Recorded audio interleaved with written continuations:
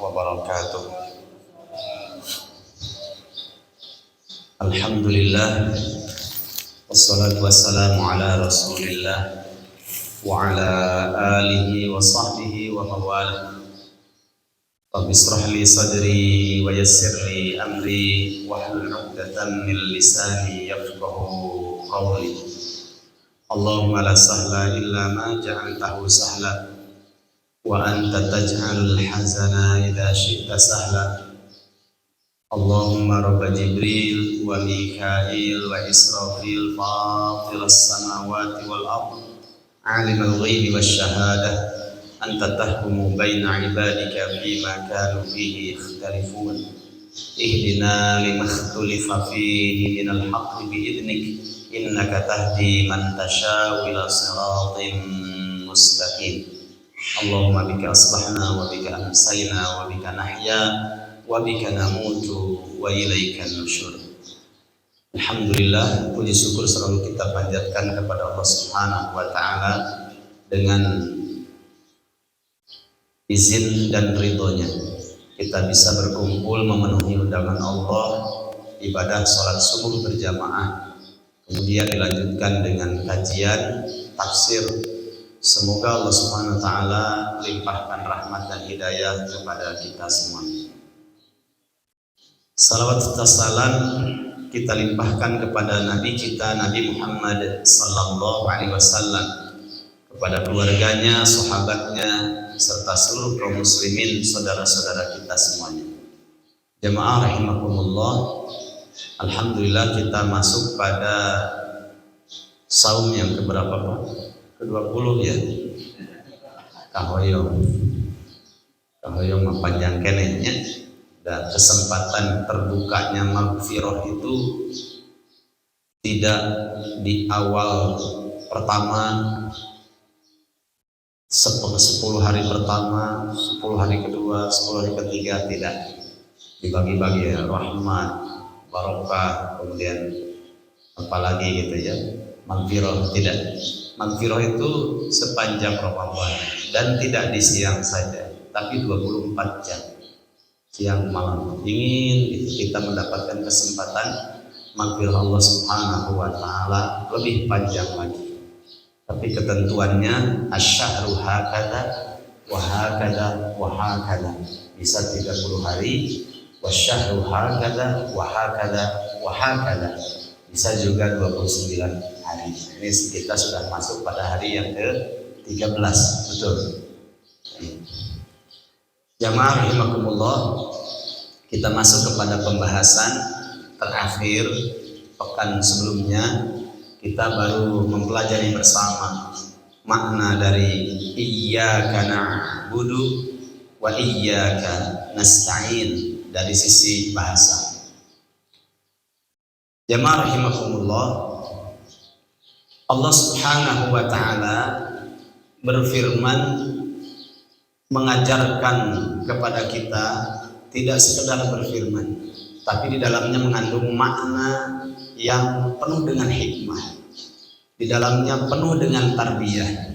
Karena dirinya Allah Subhanahu wa taala saja Dia ingin kita tidak punya Tuhan yang lain, sehingga objeknya didahulukan.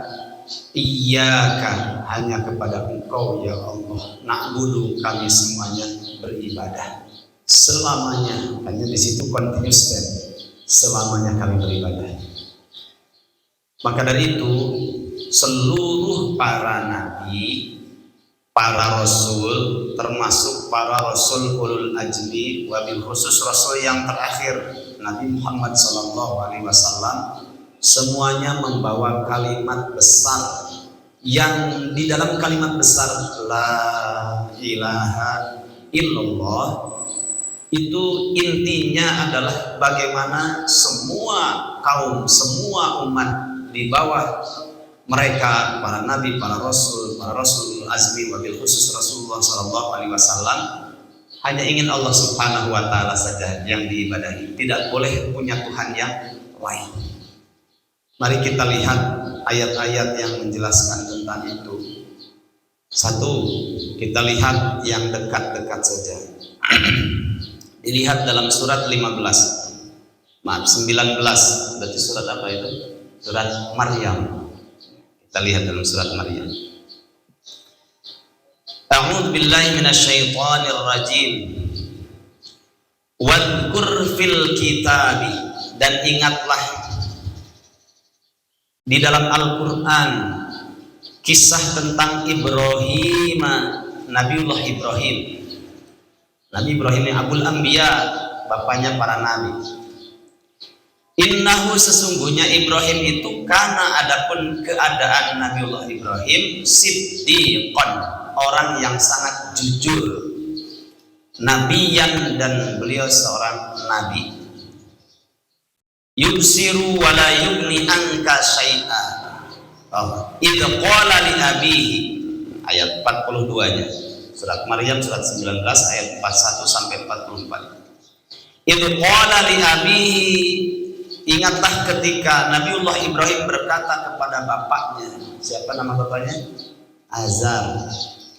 Ya abati, wahai bapakku, lima ta'budu, kenapa engkau beribadah ma la yasma'u, terhadap sesuatu yang tidak bisa mendengar. Di situ pakai ma karena padat, memang nggak bisa bicara. Tapi kalau pakai man berarti berakal. Kalau ma tidak berakal. Ya. Kata Nabiullah Ibrahim, ya abati, wahai bapakku, lima ta'budu, kenapa bapak ini beribadah ma terhadap sesuatu yang tidak berakal, la yasma'u, tidak bisa mendengar, wala yubsiru, tidak bisa melihat, wala yugni anka syai'a, dan tidak bisa memberi sesuatu pun kepada engkau, sesuatu pun tidak bisa memberikan manfaat, tidak bisa menolak madarat. Kenapa yang seperti itu diibadahi? Karena ketika itu patung-patung dibikin oleh bapaknya Nabiullah Ibrahim, kemudian setelah itu diibadahi. Ada yang dari mereka pahat dari kayu-kayu, kemudian mereka pahat juga dari batu-batu, ya. Ada juga dari pegunungan-pegunungan yang berbatuan, kemudian dibikinlah patung-patung itu. Dan itu biasa orang dulu seperti itu.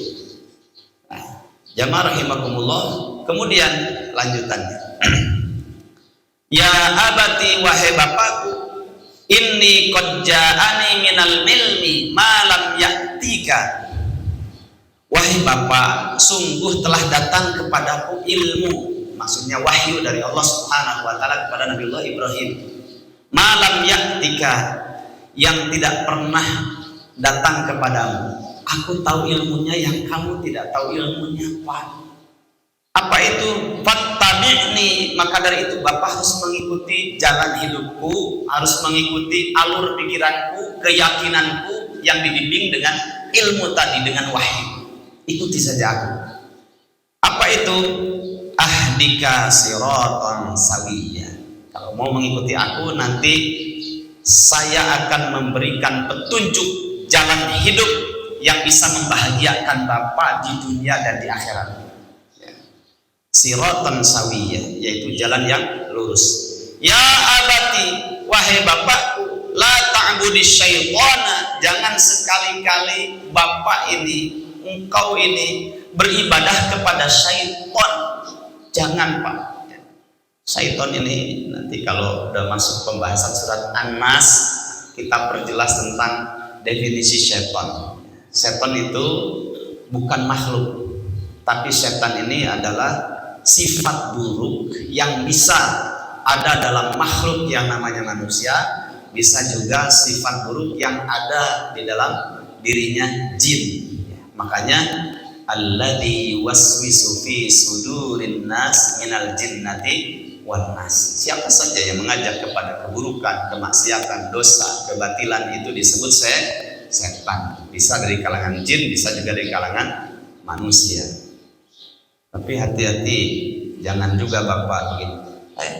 Ayo kita ke masjid, tekudu ke masjid, tekudu puasa. Berarti kamu adalah setan. Pokoknya yang mengajak kepada keburukan, kebatilan itu setan. Kata Nabiullah Ibrahim, ya abati, wahai bapakku, la ta'budi syaitan, Jangan sekali-kali Bapak ini beribadah kepada syaitan. Kenapa? Inna syaitana, sesungguhnya syaitan itu karena keadaan syaitan lirrahmani, kepada Allah zat yang maha pengasih, asiyya, itu suka bermaksiat, ngajak kepada hal yang enggak benar. Jamaah rahimakumullah. Kemudian dilihat pada surat An-Naml ayat 23-24, ada informasi besar oleh seekor burung yang Allah Subhanahu wa taala ciptakan, terjadi pada zamannya Nabi Sulaiman, yang di situ ada Ratu Balqis, yang Ratu Balqis ketika itu masih dalam keadaan kufur. Seorang yang memiliki kekuasaan di sebuah wilayah, satu Nabi Sulaiman dengan kerajaannya yang Allah titipkan sebagai anugerah besar. Kemudian di tempat yang lain ada Ratu Balqis dengan kekuasaannya, kemudian dengan kegagahan kerajaannya. Dikirimlah burung apa itu? Burung ababil apa burung hudhud? Hudhud. Ya. Nah, dilihat pada ayat 23 sampai 24 surat An-Naml. Kalau kisahnya sebelum-sebelumnya panjang tentang burung tersebut, burung hudhud. Inni wajadtum ra'atan, kata hudhud ya, menyampaikan informasi kepada Nabiullah Sulaiman. Inni wajadtum ra'atan, sesungguhnya aku mendapatkan seorang perempuan, tamlikuhum, yang merajai, menguasai rakyatnya, wa utiyat min kulli syai'in, dan diberi dari berbagai sesuatu, diberikan anugerah, walaha arsyun azim, dan perempuan itu, ratu itu memiliki arsyun, di situ memiliki singgasana yang besar, memiliki kedudukan yang sangat dihormati. Wajadtuha wa qaumaha, kata hudhud, wahai Nabiullah Sulaiman, aku mendapatkannya, Ratu Balqis ini, wa qaumaha, dan kaumnya, yasjuduna lisyamsi, mereka ini sujud kepada matahari, min dunillahi, yang jelas-jelas matahari itu diibadahi selain Allah Subhanahu wa taala. Wa zuyyina lahumus syaitan, wa zayyana lahumus syaitan, kemudian setan menghiasi kehidupan mereka. Apa yang dihiasinya? A'malahum, perbuatan-perbuatan mereka, seakan-akan beribadah sujud kepada matahari itu adalah sesuatu yang benar. Fasaddahum anis sabili, maka setan itu memalingkan mereka dari jalan yang lurus. Fahum la yahtadun, sehingga mereka tidak mendapatkan petunjuk yang benar. Jamaah rahimakumullah, mungkin ada satu pertanyaan, Ustaz, kapan sih terjadinya orang-orang itu beribadah kepada selain Allah Subhanahu wa taala? Kira-kira ada yang bisa jawab enggak? Kapan mereka memiliki Tuhan-Tuhan selain Allah Subhanahu wa taala sehingga tidak beribadah kepada Allah Subhanahu wa taala? Dan ingat ayuhal ikhwah, tidak ada dosa yang bisa melebihi dosa kemusyrikan, sehingga ini menjadi tugas seluruh para nabi. Tidak ada. Sehingga Ibnu Taimiyah rahimahullah, beliau berpendapat hanya ada satu ayat saja Allah Subhanahu wa taala itu menjelaskan tentang urutan dosa-dosa besar secara berurutan, itu ada dalam surat Al-Furqan, surat yang ke-25.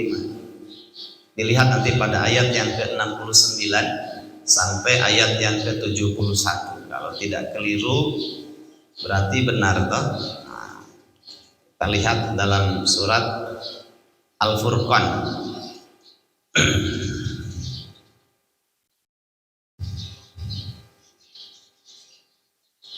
Saya sudah ngajari ke Bapak bahwa membuka Al-Quran itu harus lebih cepat daripada ngitung uang. Ya, dilihat surat 25 Al-Furqan. A'udzubillahi minasyaitonir rajim. 68 ya, ayat 68. walladzina la yad'una ma'allahi ilahan akhar, dan orang-orang yang tidak berdoa bersama Allah menyertakan Tuhan yang lain, tidak berbuat syirik. Wala yaqtuluna an-nafsa allati harramallahu illa bil haqqi, dan mereka tidak membunuh jiwa yang Allah haramkan kecuali dengan cara yang hak, berdasarkan ilmu. Wala yaznun, dan mereka tidak berzina. Wa may yaf'al dzalika yalqa athama, dan siapa saja yang berbuat salah satu di antara tiga perbuatan itu, yalqa athama, dia akan bertemu dengan dosa-dosanya. Di dalam memahami ayat ini harus benar. Kalau dilihat secara tekstualnya, satu, tidak berbuat syirik, perilakunya, perbuatannya, tidak membunuh jiwa, kemudian tidak berzina. Kok kalimatnya setelah itu, barang siapa yang melakukan hal yang demikian tersebut, maka dia akan bertemu dengan dosa-dosanya. Seperti kontradiktif. Makanya ayat ini berkaitan dengan ayat sebelumnya, yaitu ayat 63 yang menjelaskan tentang hamba-hamba Allah Ar-Rahman, Maha Pengasih, itu punya banyak sifat. Di antaranya adalah sifatnya pada ayat 68, tidak menyekutukan Allah, tidak membunuh jiwa, tidak berbuat zina. Nah, setelah itu, wa may yaf'al dzalika yalqa athama, harus difahami mafhum mukhalafahnya. Apa itu Ustaz mafhum mukhalafah itu? Mafhum mukhalafah itu istilah dalam hazanah para ulama, difahami lawan dari kata yang sesungguhnya. Maka maknanya wa may yaf'al dzalika yalqa athama, siapa saja yang berbuat demikian, yaitu satu, berbuat syirik, dua, membunuh, tiga, berbuat zina. Siapa saja melakukan tiga hal ini atau salah satunya, yalqa athama, dia akan bertemu dengan perbuatan dosanya. Ibnu Taimiyah rahimahullah, beliau mengatakan bahwa satu-satunya ayat ini yang Allah jelaskan dosa-dosa besar itu secara berurutan ada dalam ayat ini. Menyekutukan Allah itu paling besar, nggak ada yang bisa melebihi dosa daripada dosa itu. Dua, membunuh. Tiga, berbuat zina. Nah, ayuhal ikhwan rahimakumullah, maka kalau ada seseorang melakukan kemusyrikan, itu rentan sekali, karena itu dosanya sangat besar. Sekarang pertanyaannya, Ustaz, kapan sih terjadinya kemusyrikan itu pertama kali itu kapan? Sehingga orang beribadah kepada selain Allah Subhanahu wa ta'ala. Mari kita lihat dalam surat 71, yaitu surat apa itu? Ayo, surat Nuh. Kita lihat surat Nuh. Ayat 21 sampai ayat 24. A'udzu billahi minasyaitonir rajim. Qala Nuhun rabbi innahum asawni wattaba'u man lam yazidhu maluhu wa waladuhu illa khasara. Sudah ketemu? Baik. Qala, berkatalah Nuhun, Nabi Nuh, Rabbi, wahai Rabbku, innahum, sesungguhnya mereka kaumku ini asawni, bermaksiat kepadaku. Kenapa? Karena Nabi Nuh mengajak supaya beribadah kepada Allah dan meninggalkan Tuhan-Tuhan selain Allah, patung-patung itu. Karena iyyaka na'budu, seluruh para nabi itu ingin hanya Allah saja yang diibadahi. Ya. Makanya Allah berfirman nanti di dalam surat An-Nahl ayat yang ke-36. Apa kata Allah? Walaqad ba'atsna fi kulli ummatin rasulan ani'budullaha wajtanibut taghut. Walaqad ba'atsna, dan sungguh kami telah mengutus, kata Allah, fi kulli ummatin, pada setiap umat seluruhnya, dari sejak Nabi Nuh, ya, kemudian terus Idris sampai kepada Nabi Musa, Nabi Isa, Nabi Muhammad SAW, seluruh para nabi dan rasul itu memiliki umat, dan setiap para nabi dan rasul itu membawa misi apa? Ani'budullaha, mereka menyampaikan kepada umatnya, beribadahlah kalian kepada Allah. Yang kedua, wajtanibut taghut, dan tinggalkanlah taghut. Taghut itu kata Ibnu Qayyim, ma'ubida min ghairillah, apa saja yang diibadahi selain Allah, apapun itu namanya disebut taghut. Nah, makanya Nabiullah Nuh alaihissalam pun sama di sini ya. Nabi Nuh mengatakan, Rabbi wahai Rabbku, innahum asawni, sesungguhnya mereka bermaksiat kepadaku, tidak mau mengikutiku.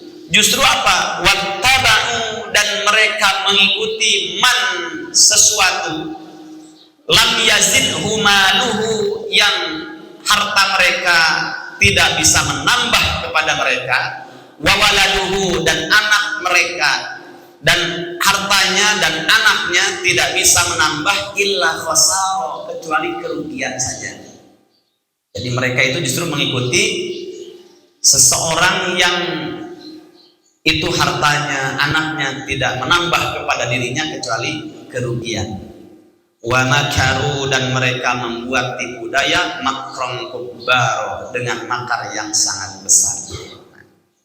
Wa qalu, yang berkata di dalam ayat yang ke-23 adalah ujian di antara seluruh para nabi. Yang paling besar itu adalah hadirnya Fir'aun pada setiap masa, yang mereka punya kekuasaan, kemudian membuat sistem, membuat aturan, membuat kebijakan, yang kebijakannya itu salah satunya menggiring umatnya, rakyatnya, agar beribadah kepada patung-patung tersebut. Dan ini tantangan para nabi yang paling besar. Satu sisi mengajak kepada iyyaka na'budu, supaya Allah saja yang diibadahi, tapi di sebelahnya mengajak untuk beribadah kepada selain Allah. Dan itu disebutkan waqalu di sini adalah pembesar kaum ketika itu. Nah, bagaimana pembesar kaum itu mengatakan kepada rakyatnya, la tadarunna, perhatikan Pak di sini, keseriusan mereka mempertahankan ideologi kemusyrikannya itu pakai nun taukid sakilah. Makanya disinilah pentingnya kalau kita belajar bahasa Al-Quran itu betul-betul dipelajari dari sisi bahasanya. Di situ pembesar kaum pada zamannya Nabiullah Ibrahim, kalimatnya serius sekali ya. La tadarunna, ini lam nahi, artinya melarang, jangan kalian tinggalkan. Tapi di sini ada makna nun, di sini namanya nun taukid sakilah. Stressing maknanya lebih, karena nun itu ada dua, ada nun taukid sakilah, ada khofifah. Kalau khofifah itu ringan, kalimatnya la tadarun, jangan kamu tinggalkan, jangan kalian tinggalkan. Tapi itu ringan. Ini sakilah, ada tasdid, namanya nun taukid sakilah. Nun yang menunjukkan penekanan maknanya itu lebih, sehingga maknanya para pembesar kaum itu saking kesalnya oleh Nuh, ngajak-ngajak untuk bertuhan, beribadah, sujud kepada Allah Tuhannya si Nuh itu, sedangkan para pembesar kaum mengajak supaya mereka tetap beribadah, tunduk, meminta hujan, meminta rezeki, meminta apapun dalam nasib kehidupannya kepada patung-patung yang mereka buat. La tadarunna alihatakum, berarti bukan satu Pak ya. Alihatakum yang dibikin oleh pembesar kaum ketika itu, patung-patung itu tidak satu, karena jamak bentuknya di sini. Maka di sini terlihat keseriusan mereka mempertahankan ideologi kemusyrikannya. La tadarunna alihatakum. Kalau dibahasakan, ya, kalian jangan dengar si Nuh gitu, jangan dengar. Maka saya tekankan kepada kalian, kata pembesar kaum ketika itu, jangan sekali-kali kalian itu sedikit pun meninggalkan. Nah, itu namanya la tadarunna. Seperti gini kan Pak, jangan duduk, biasa itu. Apapun yang terjadi, pokoknya kamu jangan duduk. Nah, itu nun taukid sakilah, lain penekanannya. La tadarunna, jangan sekali-kali kalian meninggalkan alihatakum, Tuhan-Tuhan kalian. Wala tadarunna wadda. Nah, ini ada penekanan lagi. Ini jumlahnya berarti banyak, tidak satu.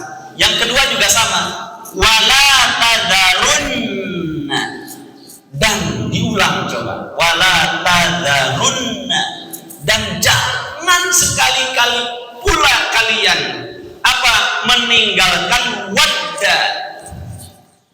Ada namanya di antara sekian patung itu yang sangat dihormati lebih, patung wadda.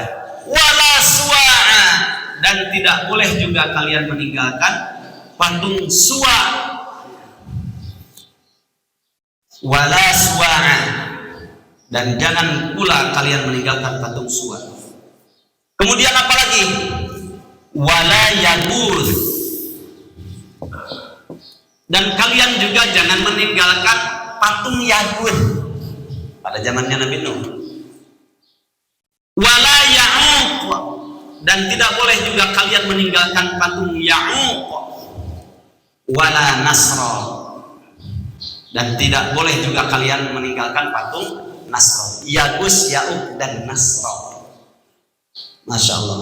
Kalau Wadda itu patung yang diibadahi oleh mereka kaumnya Nabi Nuh, itu patung hewan. Suwa'a juga patung hewan. Sedangkan Yaguth, Ya'uq, dan Nasra ini panjang lagi ceritanya. Ya.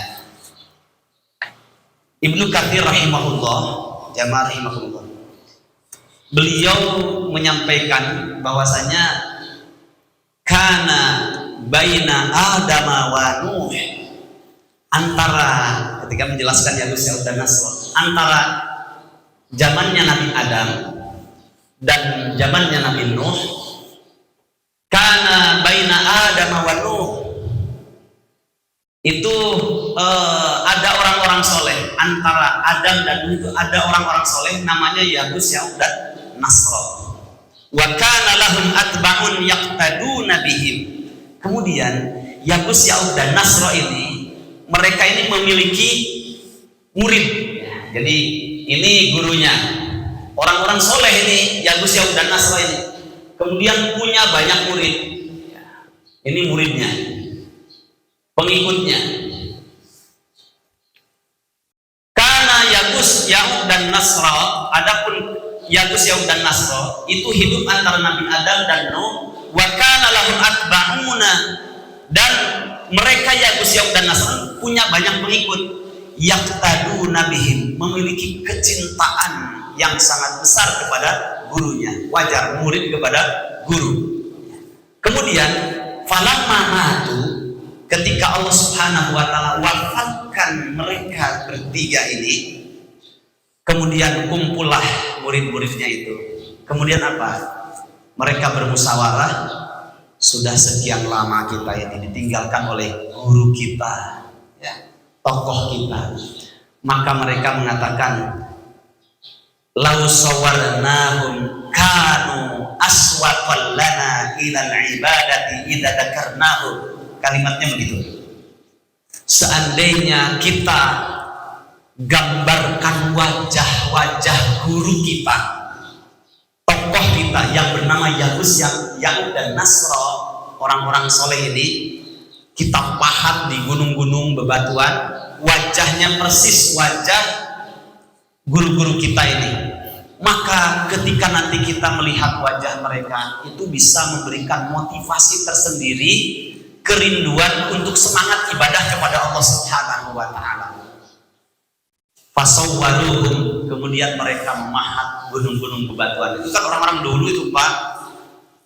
Kalau Bapak pernah jalan-jalan ya ke Mesir, ya, ke tempat-tempat puing-puing sejarah yang sudah dilalui ya oleh kaum Ad, kan, dalam nanti sampai pada surat tentang Iromadzatil imad allati lam yukhlaq mithluha fil bilad. Itu kan menjelaskan orang-orang dahulu seperti kaum Ad itu biasa mereka memahat ya gunung-gunung bebatuan, dijadikan rumah, dijadikan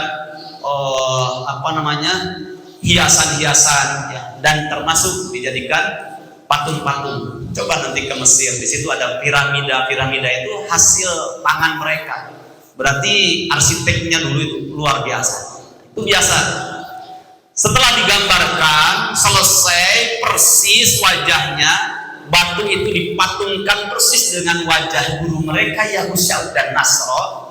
Maka setelah itu summa matu, murid yang pertama ini mereka juga pada meninggal. Waja'a akharuna dabba ilaihim iblisu, kata Ibnu Katsir. Kemudian mereka ini kan punya anak-anak keturunan anak-anak mereka. Waja'a akharun, datanglah generasi selanjutnya yang tidak pernah bertemu dengan Yahusya dan Nasr, guru dari bapak-bapak mereka, tidak pernah bertemu. Dengan keterbatasan ilmu mereka, dabba ilaihim iblis, kemudian iblis, nanti kalau berbicara syaitan, Pak, iblis itu termasuk jegernya setan dari kalangan jin ya, dan tidak pernah mati. Terus iblis itu hidup sampai nanti hari kiamat. Makanya iblis merasuki hati mereka. Apa kata iblis?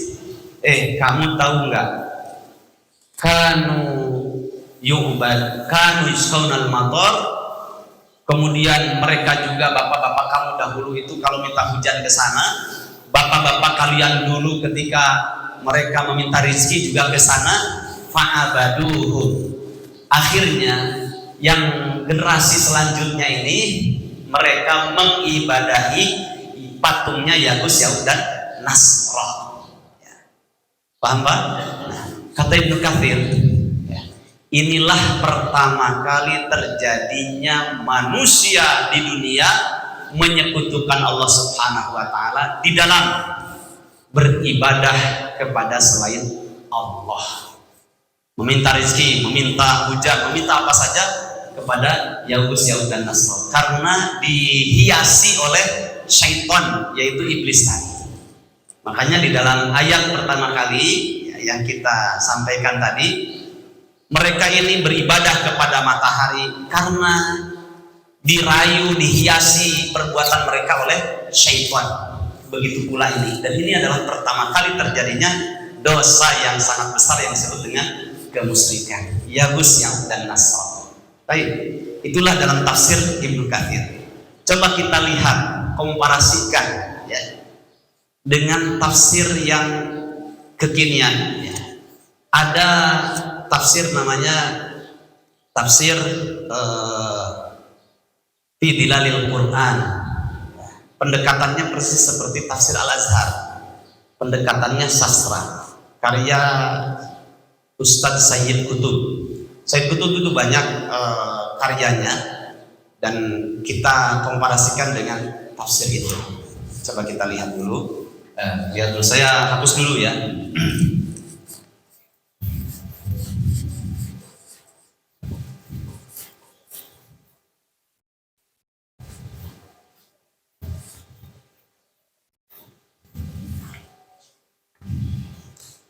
Di dalam tafsir surat Nuh ini ayat 23, 24, 25 itu Syekh Sayyid Qutb mengatakan dalam Fidilalil Qur'annya. Kalau dulu di salah satu media televisi itu ada kajian tafsir Bidilalil Quran oleh Ustadz Atian Ali ya, dulu salah satu pembicara. Cuma tidak lama kemudian tidak dilanjut karena isi tafsirnya itu Masya Allah ya, menggugah hati, memberikan motivasi juga kepada orang yang lelah dan kepada orang yang lalai. Bagus bahasanya karena pendekatan sastra itu kan dibawa ke alam yang jauh lebih, sehingga kita ketika membaca itu tidak memiliki sumbunya, bukan sumbu pendek tapi sumbunya sumbu panjang, sehingga menjelaskan tentang kemusyrikan Tuhan-Tuhan selain Allah Subhanahu wa taala dan menjelaskan yang lain itu tidak dekat tapi semuanya kena, sehingga orang itu paham, oh ternyata banyak sekali hal-hal yang seperti yang kita lakukan di masyarakat seperti bukan masalah, ternyata itu masalah besar, ternyata bukan dosa biasa, ternyata dosa yang sangat besar ya. Nah, kita kembali kepada pembahasan. Kata beliau, Yagus, Yakub dan Nasro yang pembesar kaum ketika itu mengatakan, jangan dengar renung dan kalian jangan pernah meninggalkan Tuhan-Tuhan kalian, dan jangan pernah kalian meninggalkan patung Wadda dan Suwa, dan jangan pula kalian meninggalkan patung Yagus, Yakub dan Nasro. Ketika pembesar kaum pada zamannya Nabi Nuh mengatakan seperti itu, kata Said Qutb mengatakan kakulli qiyadatin,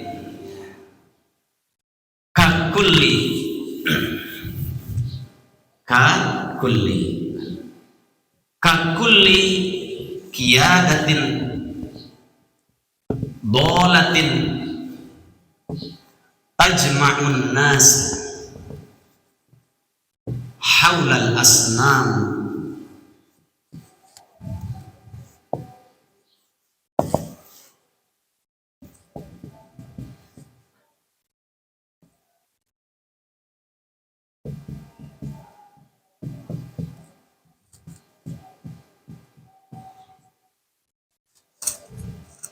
Apa saja asnamul afkar? Nah, saya tertarik dengan ini, Masya Allah, luar biasa ya, karena anugerah yang Allah berikan kepada beliau sehingga tajam dalam menganalisanya ayat ini, dianalisa dengan pendekatan kondisi ketika beliau ada, karena termasuk orang kekinian ya, ma'asir. Asnamul afkar wal ashos wal ashos wal asjar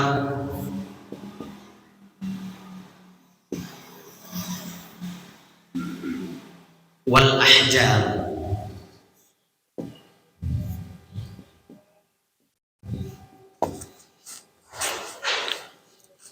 Pembesar kaum ketika zamannya Nabi Nuh mengatakan jangan dengar Nuh dan jangan pernah kalian meninggalkan Tuhan-Tuhan kalian, Tuhan Wada, Suwa, Yagus, Yaud dan Nasro tadi, patung-patung yang dibikin tadi, jangan pernah kalian tinggalkan. Nah, itu kakulli qiyadatin dholatin, itu seperti sebuah kekuasaan ya, seperti sebuah pemerintah kekuasaan yang kekuasaan itu dholatin, kekuasaan yang sesat. Tajma'un nasa, yang kekuasaan itu membuat sistem, membuat aturan, membuat kebijakan agar an-nasa, manusia itu, rakyatnya kumpul, digiring, diarahkan supaya kumpul dalam kehidupannya di mana? Haulal asnam, dari sejak bangun sampai tidur lagi selama hidupnya, supaya manusia ini digiring agar hidup di sekitar patung-patung. Patungnya apa saja? Satu, kata beliau, asnamul afkar, patung-patung pemikiran, isme-isme ya. Jarang kita analisanya sampai seperti ini. Coba Pak, yang menjalar di masyarakat tidak terasa. Dilihat KTP-nya Islam, Tapi ketika sudah berbicara, lain pembicaraannya, penuh dengan liberalis pemikirannya, pluralis, dan isme-isme yang lainnya. Saya mewakili, kata dia, tapi sudah mati, alhamdulillah, orang banyak mengubah pemikiran Islam, dan kaum muslimin sedikitnya terhipnotis dengan kata-katanya. Tapi sudah mati orangnya. Bahwasanya makhluk yang paling bertauhid itu adalah IBLIS, iblis. Orang terperangah, kok bisa ya iblis makhluk yang paling bertauhid? Ini liberal ya. Akhirnya jangan salahkan saya juga dapat informasinya dari Allah Subhanahu wa Ta'ala. Di dalam surat Al-Baqarah surat kedua ayat yang ke-34 Allah berfirman, wa idh qulna lil malaikati isjudu li adama fasajadu illa iblis. Titik, tidak dilanjutkan ayat itu sengaja. Untuk apa? Distorsi ayat untuk mengubah pola pikir manusia, dan sehingga hanya identitasnya saja Islam tapi tidak terasa, dihipnotis, kemudian memiliki Tuhan yang lain. Apa Tuhannya? Isme-isme di dalam otaknya tadi dan hatinya, sehingga mengatakan demikian. Kata dia, ditafsirkan ayat itu, Allah Subhanahu wa Ta'ala berfirman kepada penghuni jannah ketika itu, ada Adam, ada malaikat, ada iblis. Apa kata Allah? Usjudu li Adama, sujudlah kalian semuanya kepada Adam dengan penuh penghormatan. Fasajadu, semuanya sujud, malaikat sujud, illa iblis. Ada satu makhluk yang tidak mau sujud, yaitu iblis. Kan Allah yang menyampaikan kepada kita. Kenapa saya mengatakan bahwasanya, kata dia, makhluk yang paling bertauhid adalah iblis? Karena iblis tidak mau menodai tauhidnya kepada Allah dengan sujud kepada manusia yang bernama Adam. Kalau begitu musyrik, katanya.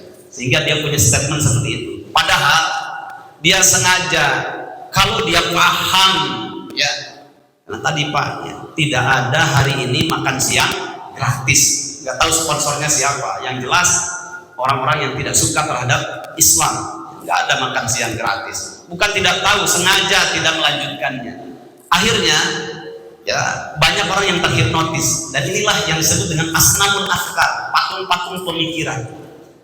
Padahal kalau kita lanjutkan ayat itu, coba lanjutkan, aba wastakbara wa kana minal kafirin. Jujur dong dalam berilmu.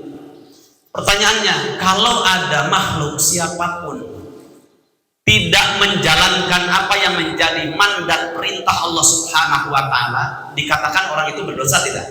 Berdosa. Sekarang siapa yang memerintahkan kepada penghuni jannah? Di situ ada malaikat dan iblis, kemudian diperintahkan untuk sujud kepada Adam. Siapa yang memerintahkan untuk sujud kepada Adam? Allah.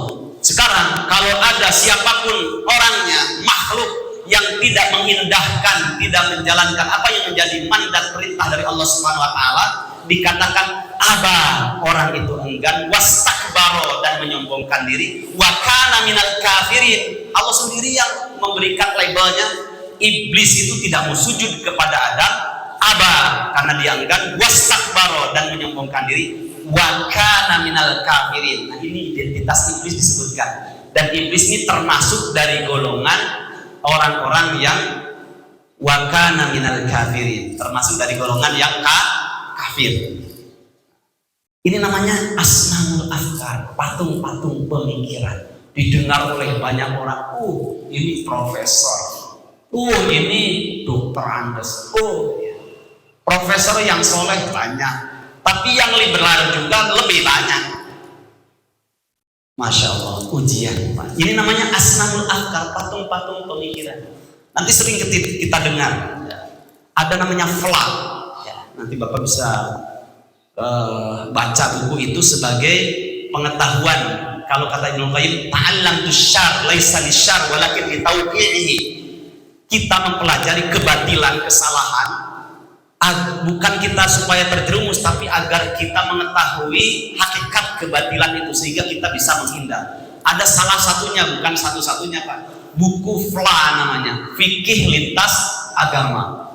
Itu karya orang-orang yang menggiring manusia supaya memiliki patung-patung pemikiran, ismu-ismu. Orang liberal yang bikin itu. Tebalnya segini. Itu semuanya isinya patung-patung pemikiran. Dan kalau bicaranya, Masya Allah, dengan bahasa, gaya bahasa yang sangat memukau. Kalau orang tidak tahu esensi dari isi pembicaraannya, bisa terjebak. Seperti tadi kan seperti benar Pak. Pakai ayat seperti benar.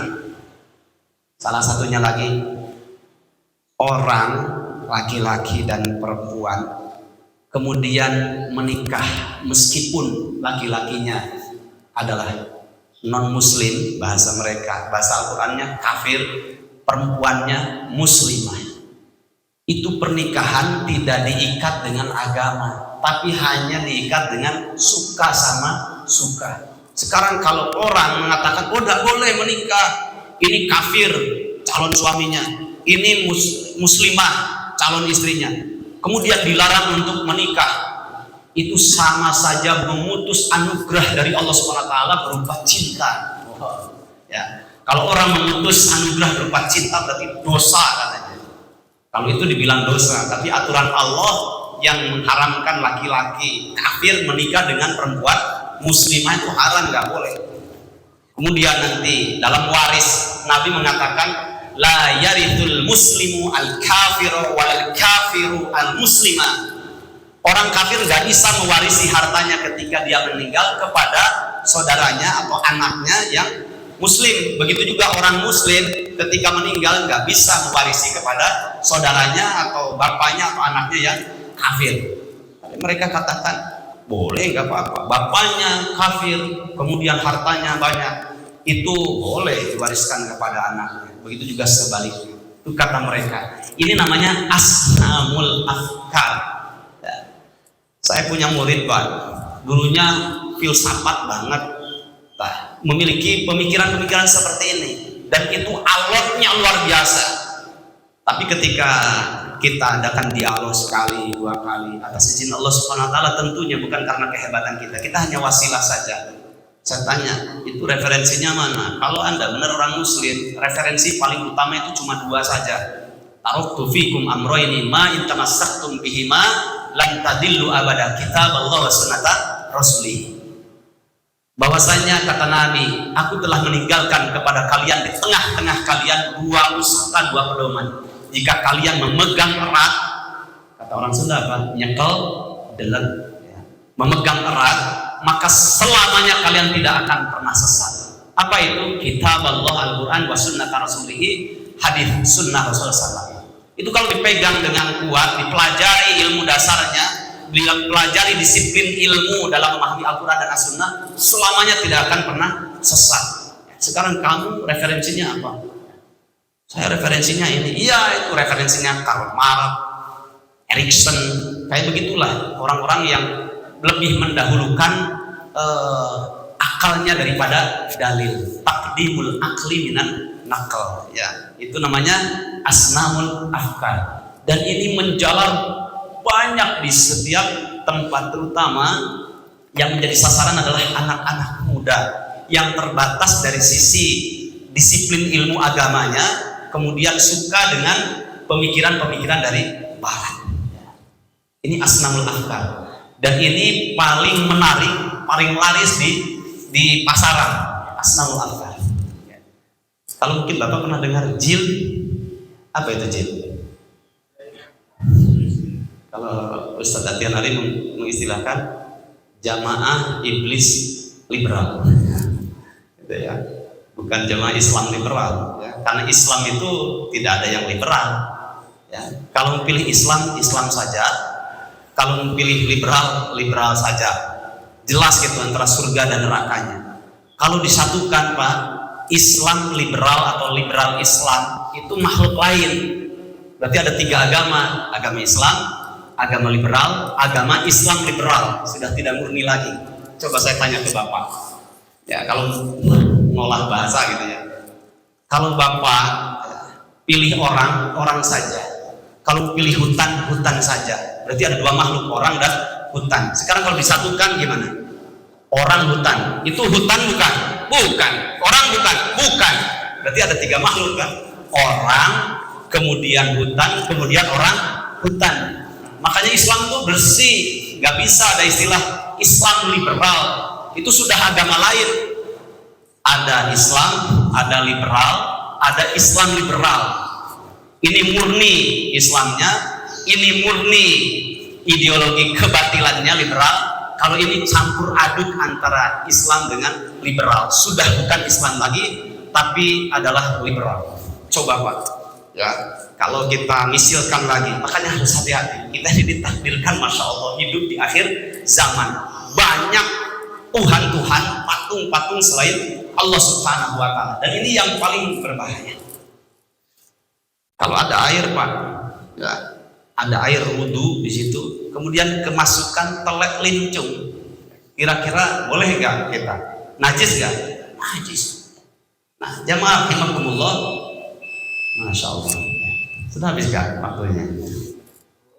Masih ada? Baik, berarti PR baru sampai sini dulu ya.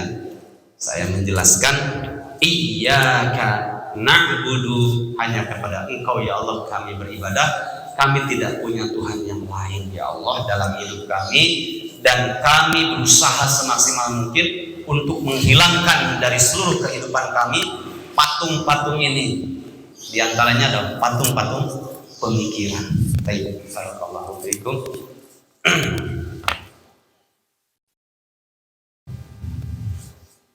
Saya izin foto dulu, kadang suka lupa, mau saya catat di catatan pribadi. Silakan bagi jamaah yang bertanya. Masih ada waktu sekitar 9 menit ke depan.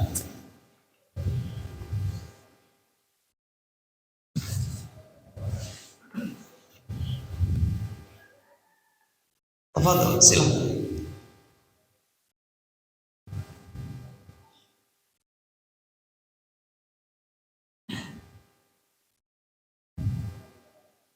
Ada ya, kalau nggak ada yang bertanya kan saya yang bertanya. Pak Ruhiyat ya, Fadol, silahkan Pak. Waalaikumsalam.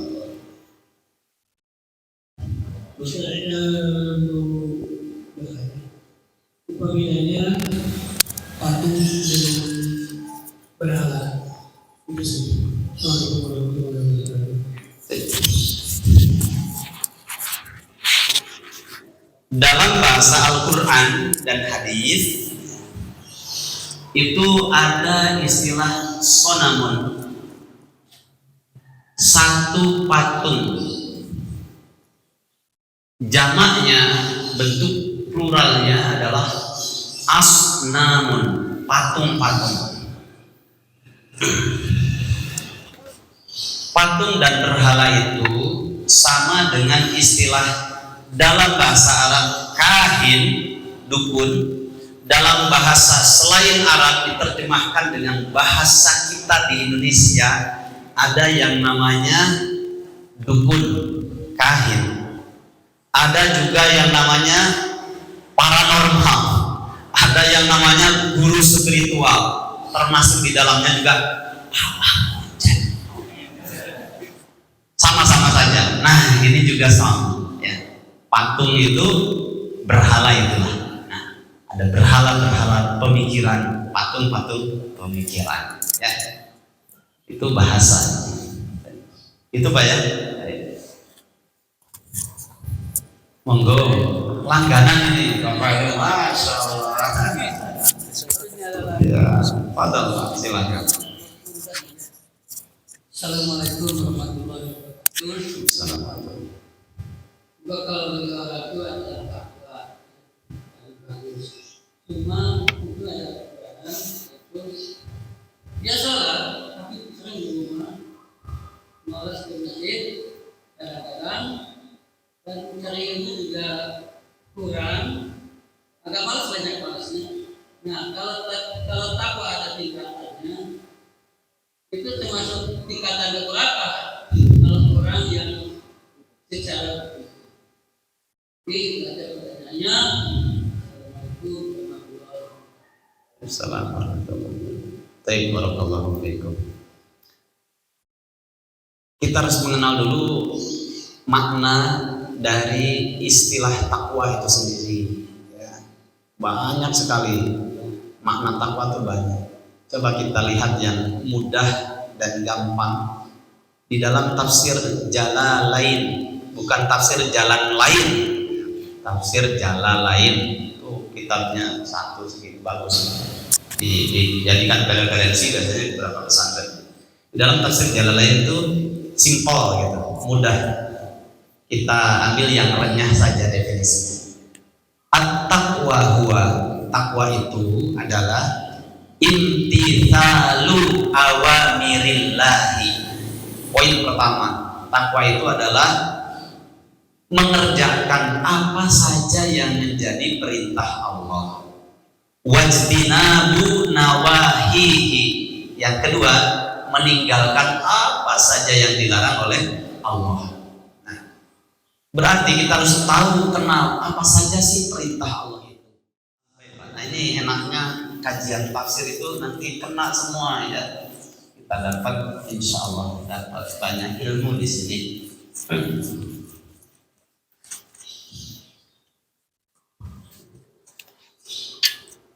Perintah Allah. Biasanya kalau dibagikan jadi lebih mudah. Kemudian larangan Allah. Nah, siapa saja orang yang melaksanakan perintah Allah, menjauhi larangan Allah, dia dikatakan orang yang bertakwa. Tapi Pak, diingat perintah Allah itu banyak, tapi secara garis besar dua. Satu, ada yang statusnya wajib, ada yang statusnya sunnah melalui lisan Nabi atau apa yang dikerjakan oleh Nabi. Wajib sholat 5 waktu, saum yang sedang kita kerjakan, sudah sampai pada nisabnya zakat, ya, haji kalau sudah mampu. Nah, itulah yang wajib diantaranya. Sedangkan yang sunnah, sholat tarawih, sholat tahajud, ya, atau qiyamul lail, kemudian sholat duha, ya, saum sunnah Senin Kamis itu sedang statusnya sunnah. Nah, sekarang larangan Allah SWT juga banyak sekali dalam Al-Quran, dalam hadis. Di sini larangan Allah Subhanahu Wa Taala tidak ada yang wajib, tidak ada yang sunnah. Semuanya wajib ditinggalkan. Tapi yang ada itu adalah volumenya. Ada larangan Allah atau istilahnya dosa, ya. Dosa yang satu bisa mengeluarkan dari Islam, mengeluarkan dari Islam. Ini jumlahnya banyak dan ada disiplin ilmunya di situ. Kedua, ada juga dosa yang tidak sampai mengeluarkan dari Islam. Berarti ini dosa besar, ya. Ini ada dosa kecil. Dosa besar disebut kabair, dosa kecil disebut shaghair. Dosa besar nanti dibagi dua lagi. Dosa besar yang bisa mengeluarkan dari Islam, ada dosa besar yang tidak mengeluarkan Islam. Dosa besar yang mengeluarkan dari Islam itu dosa kekafiran, dosa kemusyrikan, dosa kemunafikan. Nanti kekafiran itu banyak lagi bentuknya, dosa kemusyrikan banyak lagi bentuknya. Kan baru satu poin lagi itu ya, kemusyrikan. Ada juga kemunafikan, nifaq akbar, ada nifaq asghar, kemunafikan yang besar, kemunafikan yang kecil. Banyak lagi. Ini kalau kita secara garis besarnya. Kemudian ada juga dosa yang tidak mengeluarkan dari Islam, disebut dosa kefasikan, ya, dosa kefasikan. Termasuk diantaranya dosa kefasikan yang tidak mengeluarkan dari Islam, ngusut judi. Tapi ngusut judi banget.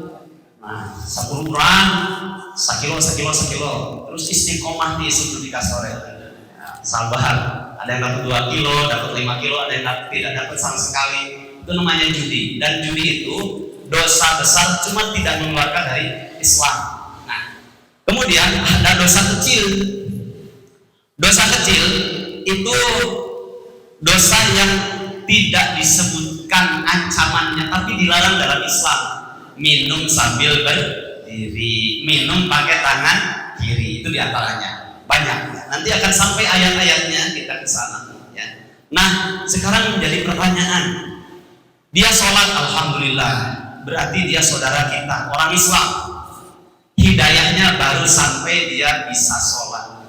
Cuma masih hidayah itu belum sempurna diberikan kepada siapapun termasuk kita. Ya.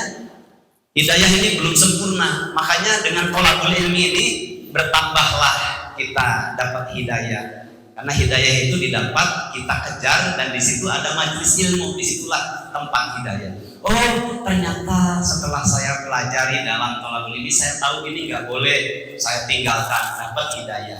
Mungkin Pak, ya, saudara kita yang sholatnya di rumah belum bisa datang ke masjid, hidayahnya baru dia melaksanakan yang wajib berupa sholatnya. Cuma belum sempurna hidayahnya, karena laki-laki itu idealnya adalah sholat di masjid. Ayatnya banyak, nanti akan sampai seperti tafsir, nanti akan sampai pada tafsir surat Al-Qalam ayat 41, 42, 43 itu tentang wajibnya sholat berjamaah. Belum juga nanti hadis-hadis tentang wajibnya laki-laki sholat berjamaah. Nah, kita akan sampai ke sana. Para ulama ya menjelaskan tentang hal itu.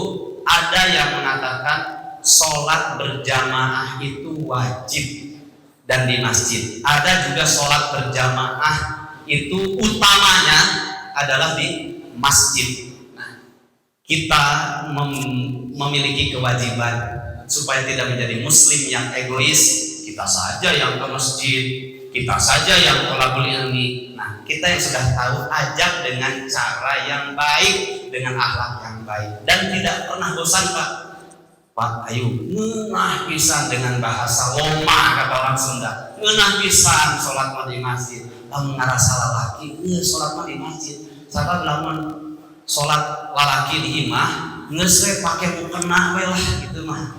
Dan memang perempuan mah afdolnya di rumah. Cuma kalau mau ke masjid jangan dihalangi kalau dapat izin dari suaminya. Nah, ini didinya lalaki awewe. Oh, lalaki aduh hailah jeung saya akur lalaki mah geus salat ka masjid we.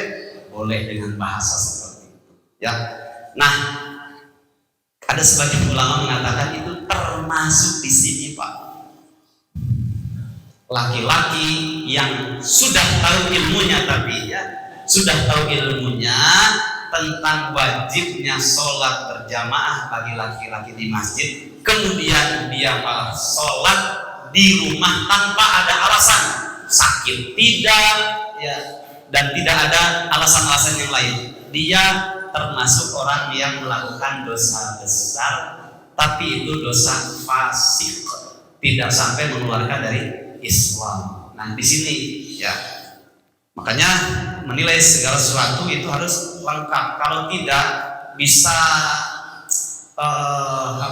ekstrim, ya. Ekstrim tapi tidak terkendali dengan ilmu juga bahaya.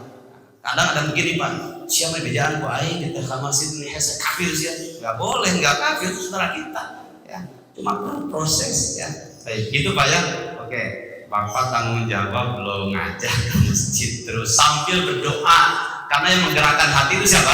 Allah Subhanahu wa taala. Ya Allah, eta tatari api keur diajarkan masjid, bukakeun hatena ya Allah supaya dia mau berangkat ke masjid sholat 5 waktu dengan saya. Itu baik. Tingkatannya itu urusan Allah Subhanahu wa taala. Cuma di sini termasuk dosa besar yang tidak mengeluarkan dari Islam, ya. Nah, begitu. Karena Nabi itu suka begitu, kayak masalah iman ya. Hanya menyebutkan secara umum saja supaya kita itu ya disiplin menilai sesuatu berdasarkan ilmu. Ya. Kata Nabi, iman itu ada 76 atau 73 sampai 79 atau 63 sampai 69 cabang-cabang keimanan. Yang paling tinggi ucapan la ilaha illallah, paling rendah adalah menyingkirkan halangan dari jalan. Tapi rasa malu itu adalah bagian dari cabang keimanan. Artinya banyak berbuat baik kepada orang tua, kemudian sedekah, zakat, semuanya juga diantara la ilaha illallah dengan menyingkirkan dari jalan, nah begitu ya. Nggak diurutkan 1, 2 itu terlalu banyak ya, itu kita pasrahkan pada Allah SWT. Baik, sami-sami. Bapak, alhamdulillah.